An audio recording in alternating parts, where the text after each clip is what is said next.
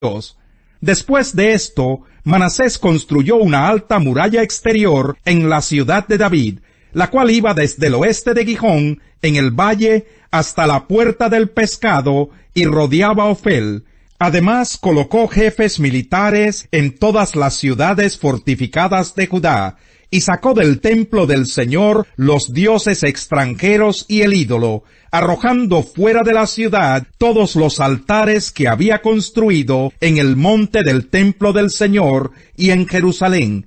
Luego reconstruyó el altar del Señor, y en él ofreció sacrificios de comunión y de acción de gracias, y le ordenó a Judá que sirviera al Señor Dios de Israel. Sin embargo, el pueblo siguió ofreciendo sacrificios en los santuarios paganos, aunque se los ofrecían solo al Señor su Dios. Los demás acontecimientos del reinado de Manasés, incluso su oración a Dios y las palabras de los profetas que le hablaban en nombre del Señor Dios de Israel, están escritos en las crónicas de los reyes de Israel. Su oración y la respuesta que recibió, como también todos sus pecados y rebeldías, los sitios donde erigió santuarios paganos y colocó las imágenes de la diosa Aserá y de otros ídolos, lo cual hizo antes de su humillación, todo esto está escrito en las crónicas de Josai. Manasés murió y fue sepultado en su palacio, y su hijo Amón lo sucedió en el trono. Amón tenía 22 años cuando ascendió al trono, y reinó en Jerusalén 2 años, pero hizo lo que ofende al Señor, como lo había hecho su padre Manasés, y ofreció sacrificios a todos los ídolos que había hecho su padre, y los adoró. Pero a diferencia de su padre Manasés, no se humilló ante el Señor, sino que multiplicó sus pecados. Los ministros de Amón conspiraron contra él y lo asesinaron en su palacio. A su vez, la gente mató a todos los que habían conspirado contra él, y en su lugar proclamaron rey a su hijo Josías. Capítulo 34. Josías tenía 8 años cuando ascendió al trono, y reinó en Jerusalén 31 años. Josías hizo lo que agrada al Señor, pues siguió el buen ejemplo de su antepasado David. No se desvió de él en el más mínimo detalle. En el año 8 de su reinado, siendo aún muy joven, Josías comenzó a buscar al Dios de su antepasado David. En el año 12 empezó a purificar a Judá y a Jerusalén, quitando los santuarios paganos, las imágenes de la diosa Aserá, y los ídolos y las imágenes de metal fundido. En su presencia fueron destruidos los altares de los Baales y los altares sobre los que se quemaba incienso. También fueron despedazadas las imágenes para el culto a Aserá, y los ídolos y las imágenes de metal fundido fueron reducidos a polvo, el cual fue esparcido sobre las tumbas de los que les habían ofrecido sacrificios. Quemó sobre los altares los huesos de los sacerdotes, purificando así a Judá y a Jerusalén. Lo mismo hizo en las ciudades de Manasés, Efraín, Simeón y Neftalí, y en sus alrededores.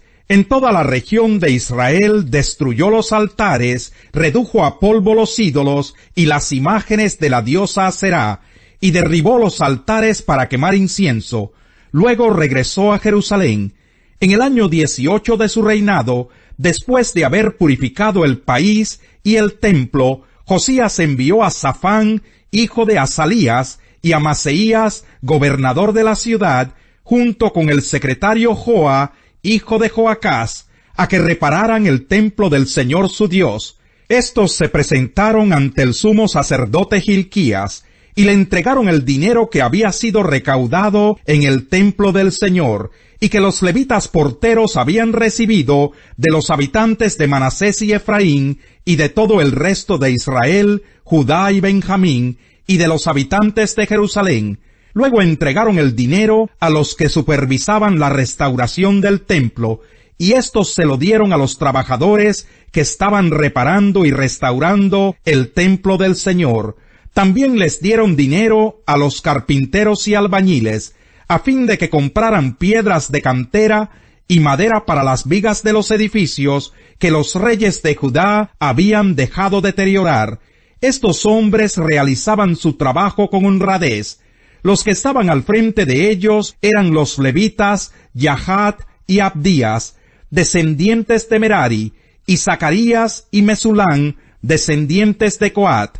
Los levitas que eran hábiles en tocar instrumentos de música eran los jefes de los cargadores y de todos los que trabajaban en la obra, fuera cual fuera su tarea. Entre los levitas había cronistas, oficiales y porteros. Al sacar el dinero recaudado en el templo del Señor, el sacerdote Hilquías encontró el libro de la ley del Señor, dada por medio de Moisés. Hilquías le dijo al cronista Safán: «He encontrado el libro de la ley en el templo del Señor». Entonces se lo entregó, y Safán se lo llevó al rey. Le dijo: «Majestad, sus servidores están haciendo todo cuanto se les ha encargado. Han recogido el dinero que estaba en el templo del Señor y se lo han entregado a los supervisores y a los trabajadores». En sus funciones de cronista, Safán también informó al rey que el sumo sacerdote Hilquías le había entregado un libro, el cual leyó en presencia del rey. Cuando el rey oyó las palabras de la ley, se rasgó las vestiduras en señal de duelo, y dio esta orden a Hilquías, a Ahicam, hijo de Safán, a Abdón, hijo de Micaías, al cronista Safán, y a Asaías, su ministro personal: «Con respecto a lo que dice este libro que se ha encontrado, vayan a consultar al Señor por mí y por el remanente de Israel y de Judá. Sin duda que la gran ira del Señor se ha derramado contra nosotros, porque nuestros antepasados no tuvieron en cuenta su palabra, ni actuaron según lo que está escrito en este libro». Hilquías y los demás comisionados del rey fueron a consultar a la profetisa Huldá, que vivía en el barrio nuevo de Jerusalén.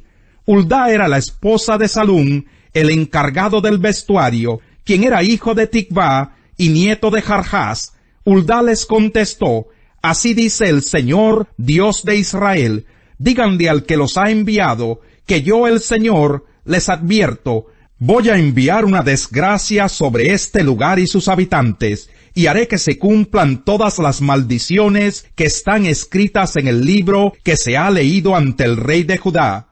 Ellos me han abandonado, han quemado incienso a otros dioses, y con todos sus ídolos han provocado mi furor. Por eso arde mi ira contra este lugar, y no se apagará.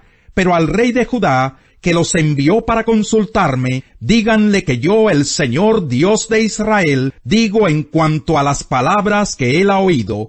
Como te has conmovido y humillado ante mí, al escuchar lo que he anunciado contra este lugar y sus habitantes, y te has rasgado las vestiduras, y has llorado en mi presencia, yo te he escuchado. Yo, el Señor, lo afirmo. Por lo tanto, te reuniré con tus antepasados y serás sepultado en paz. Tus ojos no verán la desgracia que voy a enviar sobre este lugar y sobre sus habitantes». Así que ellos regresaron para informar al rey. Entonces el rey mandó convocar a todos los ancianos de Judá y Jerusalén, acompañado de todos los habitantes de Judá y de Jerusalén, de los sacerdotes, de los levitas, y en fin de la nación entera, desde el más grande hasta el más pequeño. El rey subió al templo del Señor, y en presencia de ellos leyó todo lo que dice el libro del pacto que fue hallado en el templo del Señor.